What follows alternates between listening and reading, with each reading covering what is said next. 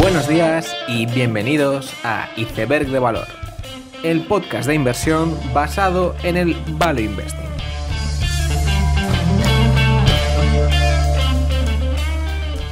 Bienvenidos los seguidores de las acciones preferentes, bienvenidos a Iceberg de Valor. En esta tercera semana de septiembre hemos tenido bastantes operaciones corporativas en Europa, entre ellas la ampliación de capital de IAG, algo que no sorprendía mucho teniendo una pandemia global como la que tenemos, algo similar a la ampliación de capital de Unibail. Una de las operaciones corporativas más importantes de Europa ha sido la de Altis, donde el multimillonario y actual propietario del 77,6% de las acciones ofrecía comprar al resto de accionistas por una pequeña prima del 15%, lo cual pues habla del oportunismo del señor Draghi frente a la crisis generada por el COVID-19. La que había sido una de las acciones más rentables de Europa en los grandes índices en el 2019 parece que acabará dejando de cotizar. Una empresa que había salido a bolsa con la intención de comprar más telecos europeas, lo cual se materializaba en la compra de SFR en Francia y Portugal Telecom. Posteriormente, Altis acabó adquiriendo más activos en Estados Unidos, aumentando una deuda que era ya abultada. Esto finalmente acabó con la spin-off de Altis Estados Unidos, que fue bastante reciente, e incluso con esa spin-off la deuda de Altis Europa era muy grande y en general era una empresa con una estructura corporativa compleja, con subsidiarias con diferentes niveles de apalancamiento. La situación de Altis no era muy diferente al de otras telecos europeas del estilo Telecom Italia, y creo que por eso mismo más de uno de estos casos acaba o bien opada, ya sea por los private equity o presa de activistas, como ha acabado pasando con Telecom Italia. Una operación similar, aunque en un sector completamente diferente, se daba también hace un par de semanas en Rocket Internet, cuyos propietarios decidían delistar las acciones con un pequeño premium sobre la cotización reciente. En este caso también se trataba de un negocio poco afectado por el COVID, pero que había perdido todo el glamour por parte de los inversores, hecho que aprovecharon los propietarios para lanzar una oferta de compra por el resto de las acciones a un precio muy por debajo del net asset value de la compañía.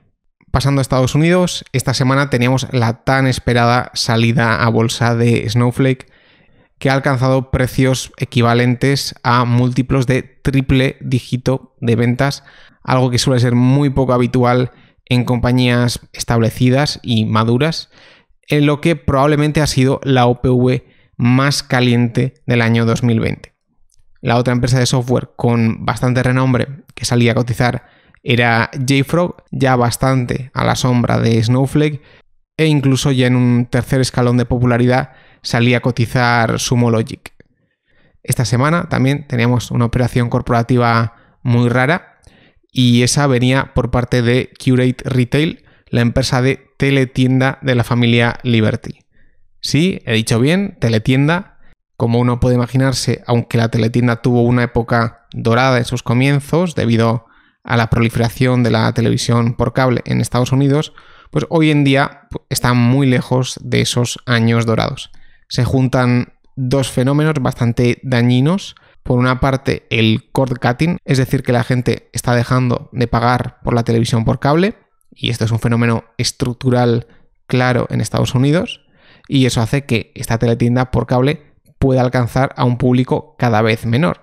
Y el segundo fenómeno, que es igual de dañino, es la proliferación de múltiples canales digitales para hacer publicidad de nuevos productos. Es decir, en el espectro demográfico más joven, los productos nuevos no los va a introducir la teletienda.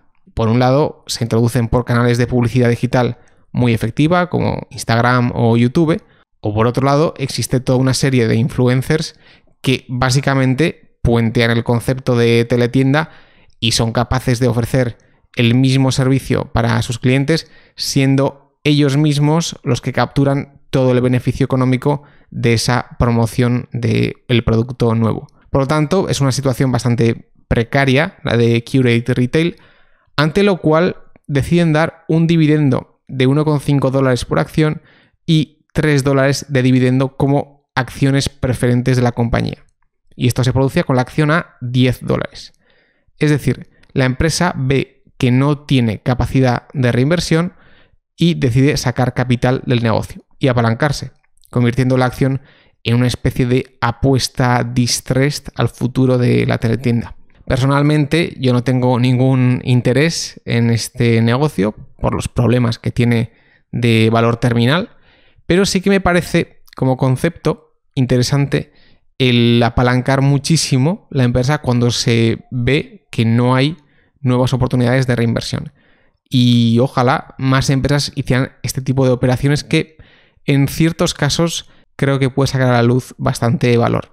Finalmente, ya haciendo referencia a 2 episodios muy recientes del podcast, Chamath Palihapitiya anunciaba que su última SPAC se fusionaba con Opendoor, que sería el tercer actor en los marketplaces inmobiliarios en Estados Unidos, junto a Redfin y Zillow.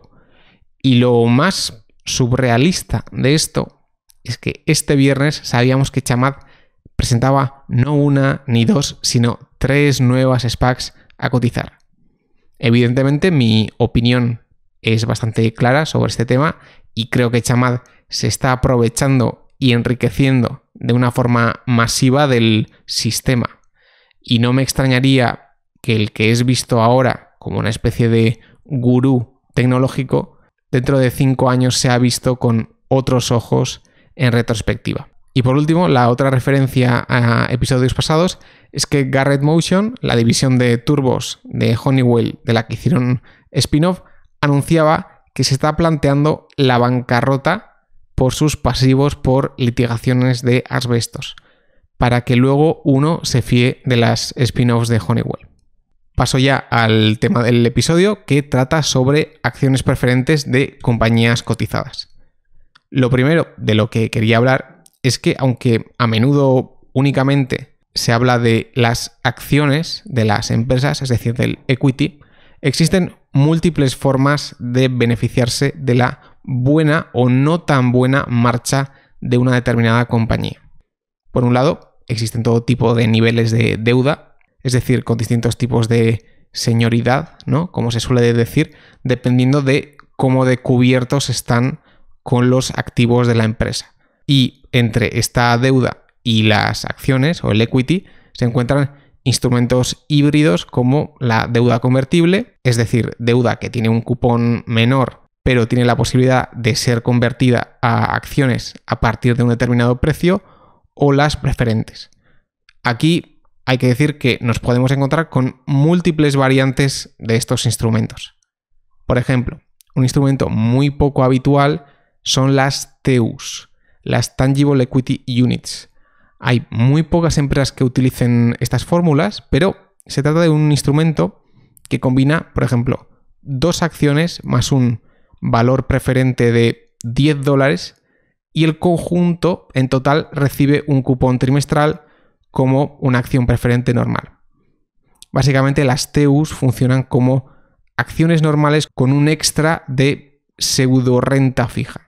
Hace unos años TEUs los tenía MTS Corp, una compañía de sensores, y hoy en día las tiene GFL, por ejemplo, una empresa de recogida de basuras canadiense. Las propias preferentes también tienen múltiples variantes, como las preferentes de cupón flotante que tiene Thomson Reuters, cuyo cupón está linkado a cierto interés interbancario canadiense.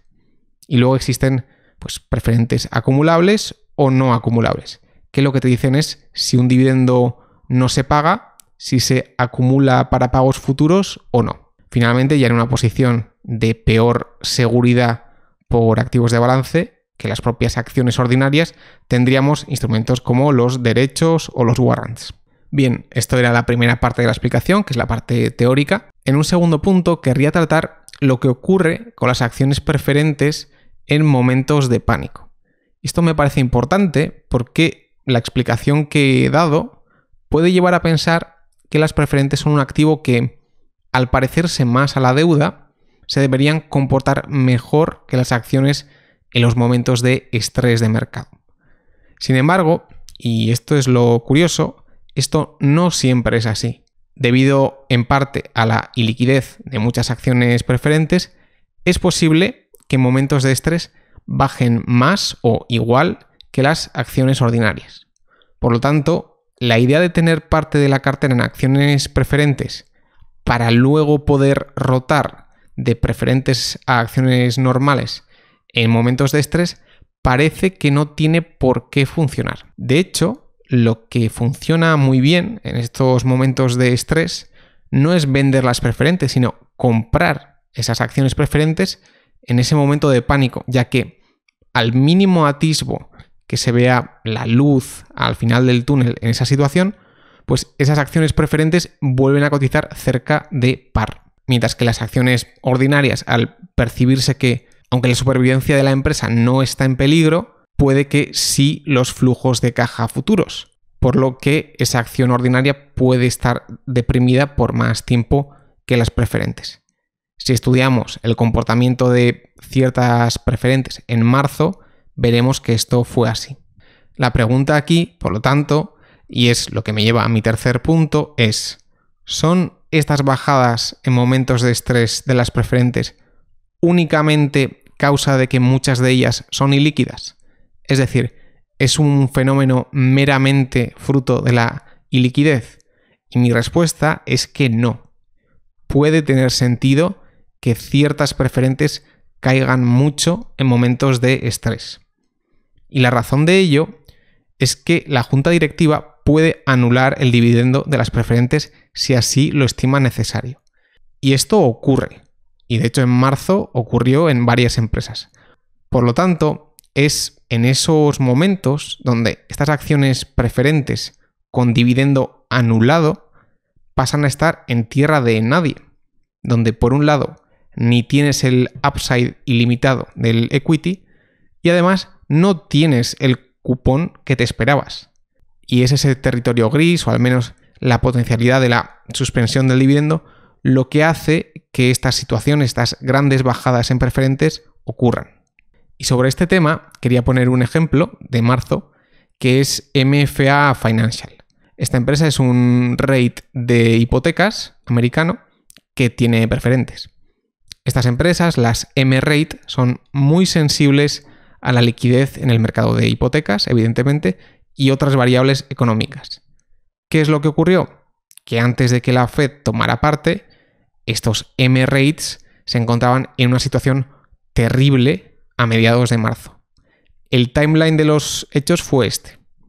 24 de marzo, MFA cancela el dividendo de sus preferentes para Q1. 1 de junio, cancela el dividendo del segundo trimestre para las preferentes. Finalmente, la situación se tranquiliza y el 1 de julio vuelven a instaurar el dividendo, con lo que el 31 de julio pagan el dividendo de Q1 más Q2. Y ahora, en septiembre, pagan como un reloj su dividendo del tercer trimestre.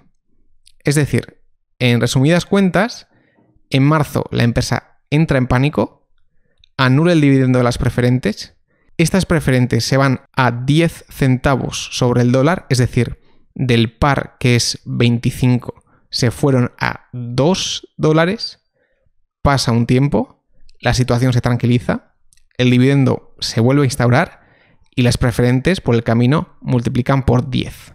Evidentemente, invertir en MFA Financial, un M-REIT en marzo, hubiera sido una apuesta arriesgada. Pero en retrospectiva, pues me parece curioso la mecánica de anulación de dividendo y cómo finalmente se reinstaura, no se han saltado realmente ni un solo cupón en todo el año y las preferentes pues, de camino han multiplicado por 10. Por lo tanto, y como resumen, en este episodio quería remarcar que un instrumento supuestamente tan aburrido como las preferentes puede dar muchísimo juego y tiene unas mecánicas propias y unos dilemas muy particulares, especialmente en situaciones de gran estrés e incertidumbre, ya que muchas de ellas entran en un territorio de dividendo o cupón anulado, lo que lanza muchísima incertidumbre sobre el valor intrínseco de esas preferentes.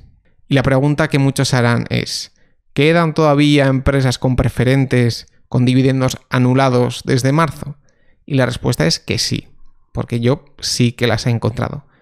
Pero como siempre, yo querría recomendar ser cautelosos con estos casos, ya que cada uno de ellos tiene unas particularidades muy concretas y uno tiene que ser capaz de decidir si la suspensión de dividendo ocurre porque la empresa está casi en bancarrota y las preferentes, por lo tanto, valen 0, o si por alguna particularidad concreta ese dividendo se va a restituir. Por lo tanto, como siempre, no hay atajos, no hay recetas y como siempre, pues esto va de estudiar, hacer una estimación del futuro y como siempre, esto va de tener razón, que es lo único que importa. Con esta idea termino el episodio, espero que os haya gustado. Dadle like, suscribíos, haceros miembros si os gusta el contenido que publico. Nos vemos la siguiente semana y seguid aprendiendo.